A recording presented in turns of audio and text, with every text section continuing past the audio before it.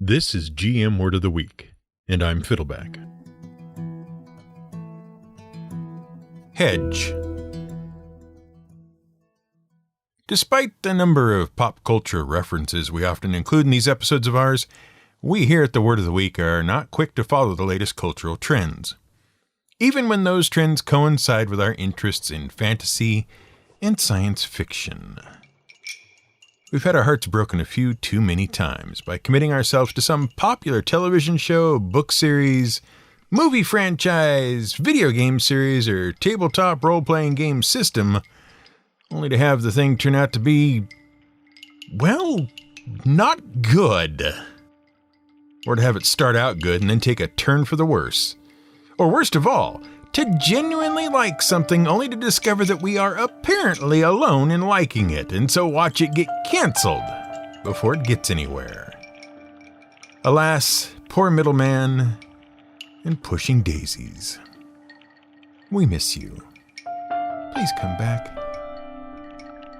The point is, we don't like to overcommit ourselves to any sort of entertainment media until we know it's going to be good, or at least until we know it's going to come to some kind of satisfying conclusion. We like to hedge our bets, which is, by the way, exactly what that phrase means, or what it used to mean. Nowadays, sure, it means to mitigate the risk you take on a gamble by placing other smaller gambles whose winnings will hopefully cover any losses you suffer on the main gamble. But that financial definition, which has been around since the 1620s, when moneylenders hedged their debts by securing one loan against another, was actually just an evolution of an older meaning. That meaning, most notably used in Shakespeare's Merry Wives of Windsor, was to equivocate, vacillate, or avoid commitment, as in the line, "I myself sometimes, leaving the fear of God on the left hand and hiding mine honor in my necessity, am fain to shuffle, to hedge, to lurch." And even before Shakespeare used it, the word hedge was frequently used as a verb that basically meant to avoid overcommitting, or to leave a path of retreat. So when it comes to popular media, we at the Word of the Week tend to hedge our commitments to franchises. That's why we're only just now, and for reference, now is May and June of 2019. We're only just now working our way through the Marvel Cinematic Universe, and also why we are currently reading our way through George R.R. Martin's Song of Ice and Fire series of fantasy novels, which we hear has, at some point in the last decade, been made into a major cable television series, and whose final season is just now wrapping up. Boy, are people talking about that ending. So it must be good. Please don't spoil it for us. If you are somehow more clueless than we are, or you are even more cautious about committing to new series than we are, you may not know what we're going on about. Though we did talk about this series briefly before. A Song of Ice and Fire is a series currently consisting of 5 massive historical fantasy novels written by American author and screenwriter George Raymond Richard Martin. He wrote the first book, A Game of Thrones, back in the early 1990s, though it wasn't published until 1996, and it was originally meant to be the first of 3 books. Now, more than 2 decades later, he's planning to wrap the story up in 2 more books, which are coming soon, and have been coming soon for, well, a while, as near as we can tell. When Martin began writing this series, he was already an accomplished author and had primarily focused on short fiction. He had received a number of Hugo and Nebula Awards for short science fiction and fantasy stories he'd written starting in 1971 and throughout the early 1990s. In the 1980s, he worked as a scriptwriter for a variety of television shows, notably a revived Twilight Zone series. But he was frequently frustrated by the fact that no one wanted to make any of his original show ideas. He'd written numerous scripts for pilots, but none of them sold. Budgetary restrictions on the shows he worked on also kept him from realizing the grand, epic scope of his artistic vision. And so, he left Hollywood to start work on his own epic series of books. That was in 1991. Now, Martin was a big fan of Tolkien's work, and he wanted to do something on a similar scope and scale. But he didn't have any specific story ideas. The only idea rattling around in his head was a single scene about a young boy witnessing the execution of a criminal, and then finding some dire wolves in the snow. His writing was frequently interrupted by various projects, and it took him 3 years to finish the first book and a further 2 years for it to see publication. And by the time he'd finished it and sold his agent on the idea of a trilogy, he'd decided he needed 6 books to tell the story. And now he's up to 7. Well, 7 planned books. He's still only written 5, and he's stopped promising any release dates because he kept getting in trouble with his fans every time he missed a deadline. Speaking of hedging his bets, the series itself is very much steeped in British and European history. It takes place in the fictional land of Westeros, and it involves several concurrent plot lines. First, there's a series of brutal succession wars over the throne of Westeros between various noble houses. It's all court intrigue and politics, and a lot of it was inspired by real-world historical events. Most notably, the fictional battle for the future of Westeros that involves the noble houses of Stark and Lannister is very similar in a number of ways to a series of conflicts for the English throne known as the War of the Roses. Those wars, fought between 1455 and 1487, primarily involved the noble houses of York and Lancaster, both of whose coat of arms depicted a rose, the red rose of Lancaster and the white rose of York. Second, there's the invasion of Westeros from the north by unified tribes of so-called free folk who were driven into the northern lands and then kept out by a massive wall. Much the same way that the peoples of the British Isles, who would not submit to Roman rule, were kept out by Emperor Hadrian's Wall. And then there's the story of the last scion of House Targaryen, who conquered and united Westeros, in much the way William the Conqueror conquered England in 1066, and whose dynasty was driven out of England in the 100 Years' War. The point is, the whole series is as well known for its authenticity and its grounding in real-world middle to late medieval politics as it is for its ice zombies and dragons and brutal violence. And that's why we're bringing it up today. Because we've just about finished the 3rd book in the series, and we've recently gotten to know certain characters, most notably the fallen knight Beric Dondarrion and his motley crew of outlaws. And Martin keeps bringing up a certain historical archetype, and we found ourselves getting very curious about the reality of that said type of character. Just what is the deal with the Hedge Knight? As presented in Martin's series and the spin-off series of books known as the Tales of Dunk and Egg, the Hedge Knight is a knight, a mounted soldier, who owes no particular oath of fealty to any lord. Instead, they travel from place to place, hiring themselves to anyone who will pay them, or else competing in tournaments for renown, coin, and work. Some have chosen the life, while others have been left orphaned, as it were, when their lord was killed in battle. Beric Dondarrion himself once served King Robert Baratheon before his death in the first book, and now is a knight without a lord. So what is a hedge knight? Were there real hedge knights? And why are they called hedge knights? What do they have to do with hedges? Spoiler alert, yes, they were real, but they were pretty rare for the most part, except during certain historical periods, and they've been terribly romanticized, like many things having to do with knights. To start with, and to understand our skepticism, you have to understand how a knight became a knight. See, knight training was a long and difficult process, and it started as early as 7 years old.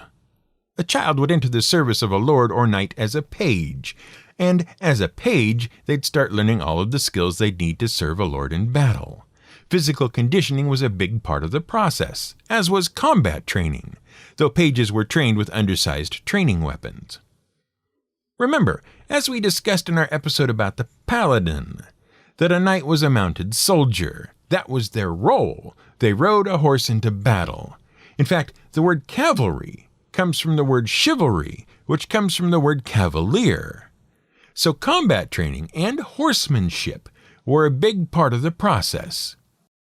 Pages were often trained to ride pigs, so they would develop the balance needed to ride a horse in combat later. And they would also learn to hold a lance. They would hold the lance, called couching the lance, and sit astride a wheeled frame with a saddle, and the said frame would be pulled at a target. After 7 years of training as a page, the young knight would become a squire. Squire, by the way, is a shortening of the word esquire, which comes from a French word and means shield bearer. And the title referred to the fact that the squire would accompany their master, a knight or lord, on their military campaigns and help them don their armor and prepare for battle. They would continue to train, of course, when there wasn't a war on, and their training was much more dangerous.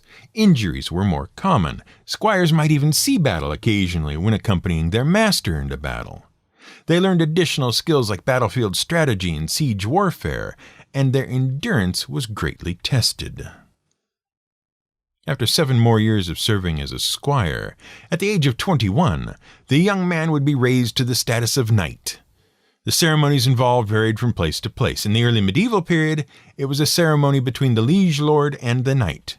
Later on, as the church came to play a more prominent political role, the ceremony took on religious trappings as well. But one common feature in most knighting ceremonies was a dubbing. That is, where the knight would receive a blow from their master, a blow with the flat side of a sword, typically. It was the only blow a knight was allowed to receive without returning. And it signified the knight's unquestioning loyalty. As time went on, this ceremony got softened to the more commonly known tap on each shoulder with a sword.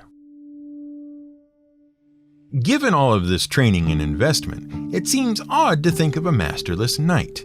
And that's especially true given the sheer cost of a war horse, armor, and weapons required for a knight. Knights were expected to own and maintain their own horses, they often had several, their own armor, and their own weapons. Thus, most knights came from noble families who could afford to provide such things. And the relationships between noble families are also what created the opportunity to train as a knight in the first place. Often a lord or knight would agree to take on another family's child as a page, as a way of cementing a relationship between those families. So, how could there be hedge knights at all? Well, there were a couple of ways that a knight could end up without a liege. What you have to understand is that while there was a great deal of wealth required to maintain knighthood, it wasn't actually a hereditary thing. Anyone could be raised to the status of a knight, and when a liege recognized someone's contributions in battle by conferring on them the status of a knight, they would often be given a grant. In the early to middle medieval period, this grant was normally a land grant. They'd be given a small plot of land, an estate. Recall, from some of our previous episodes, that most wealth during this period didn't exist as cash. It existed instead as land. So knights who were land rich and cash poor did happen. And as time wore on and cash transactions became more common, a knight working for coin was entirely possible. Then too, as we discussed in our episode about mercenaries, with the Protestant Reformation and the 30 Years' War, the Holy Roman Empire basically fell apart in Europe. The church had lost all of its political power, and there was a massive power vacuum. War, famine, and civil unrest swept across Europe. Many bonds were broken, and so many knights took to raiding and pillaging to survive. Those that didn't hired themselves out as mercenaries. And so, the first mercenaries were, in fact, what George R.R. Martin would call hedge knights. And he didn't even make up the term. See, the word hedge, with which we started off this episode, isn't just a verb. It's also been used throughout history as an adjective and affixed to a profession. As fantasy fans, we often hear the terms hedge witch or hedge wizard. And you might even hear it in reference to other things. As an adjective, it actually means inferior or lesser, and that meaning comes literally from the idea of being born or coming from beside or under a hedge. Yes, as in a row or wall made of plants. This use of hedge goes back to Roman times, but it actually, like so many things in Martin's books, has a very strong connection to British history. See, hedges or hedgerows are kind of synonymous with the particular checkerboard look of the English pastoral countryside. which is something a lot of folks in Britain romanticize. The Romans were among the first Europeans to use hedgerows to mark the boundaries of properties and fields. The very first such hedgerows were probably unintentional. They appeared as a result of clearing land for farming up to a certain point and leaving a little uncleared land between one field and the next. Naturally, this would result in a snarl or tangle of plants to mark the boundary. Regardless, the Romans eventually started the practice of planting rows of plants to mark field and property boundaries, and they brought it into England with them. Of course, when you think of hedges, you think of neat rectangular walls of plants. The Roman hedges weren't like that at all. They liked to use thorny plants, especially hawthorn, which grow together into snarly thorny barricades. After the Romans retreated from England around 400 CE, the practice of using hedgerows slowed. But then Germanic Anglo-Saxons showed up around 500 CE and continued the practice for a while. But it dropped off again. It didn't pick up again until the 13th and then the later 15th century, during the first of the British enclosure movements. The British enclosure movements, and there have been several, were precisely what they sound like. They were political movements dedicated to partitioning the land into private parcels, enclosing properties, as it were. And they marked a changing attitude toward land ownership in England that is, frankly, more complicated and more socially significant than you'd expect from a movement that basically involved planting hedges around your farm.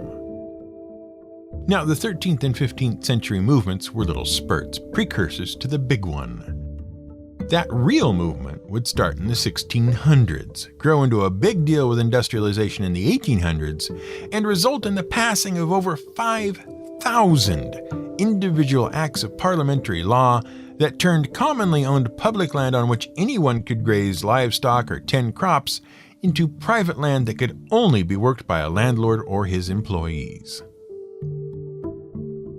Now, the British enclosure thing is pretty significant, and it had some important impacts on people, both good and bad.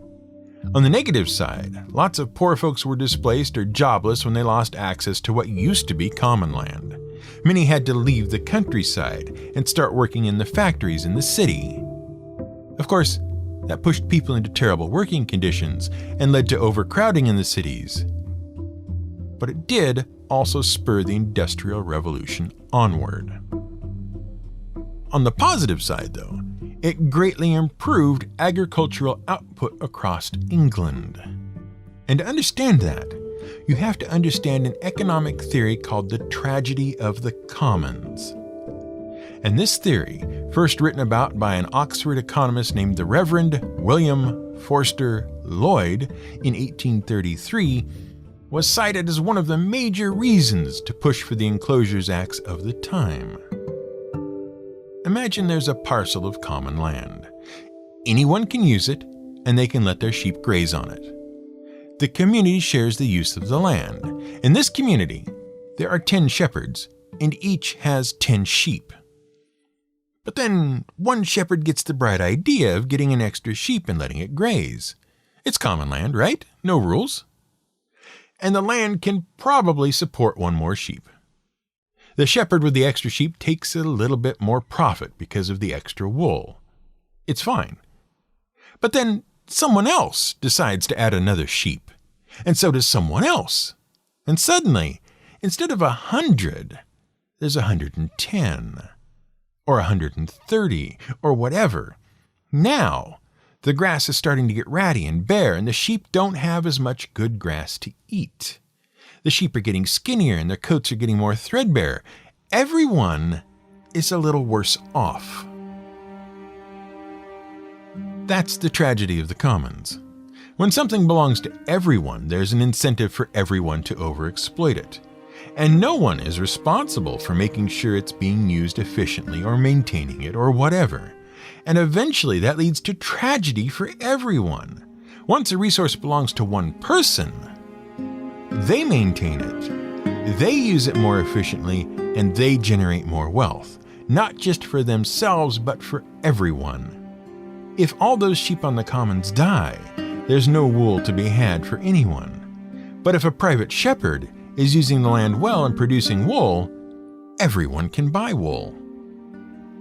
And that's why there was a sudden surge in agricultural production in England as a result of the privatization of the land.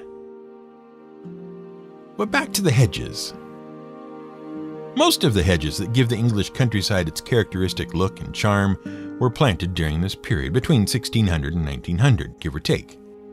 Even though they harken back to a romantic notion of the pre-industrial, pre-Victorian medieval world. And that's also what happened with the hedge knight.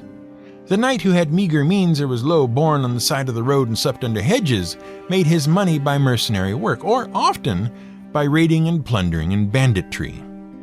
When the Arthurian legends were rewritten, gradually starting in 1485 by Thomas Malory and gradually romanticized, the masterless knight, the hedge knight, became known as the knight errant. In fact, Sir Gawain of the Arthurian legends was the first knight to be called a knight errant in the tale of Sir Gawain and the Green Knight in the 14th century. And later stories followed about knights who rejected the feudal system and traveled the countryside, righting wrongs, rescuing princesses, competing anonymously in tournaments for the favor of chaste ladies, and of course, fighting monsters like dragons and ogres. And it's exactly this sort of depiction that stories like Don Quixote deconstruct. The romantic ideal of the chivalrous, landless knight-errant. The wandering knight in shining armor. And it's also the same sort of archetype that Martin is so good at deconstructing, and that has earned him his reputation for brutal medieval authenticity. And hopefully, any day now, we'll find out what happens next. We just wish he'd stop hedging and commit to a release date already. This has been GM Word of the Week. It's written and researched by The Angry GM and produced by me, Fiddleback. You can support us on Patreon at patreon.com/GM Word of the Week. You can find more at gmwordoftheweek.com and theangrygm.com.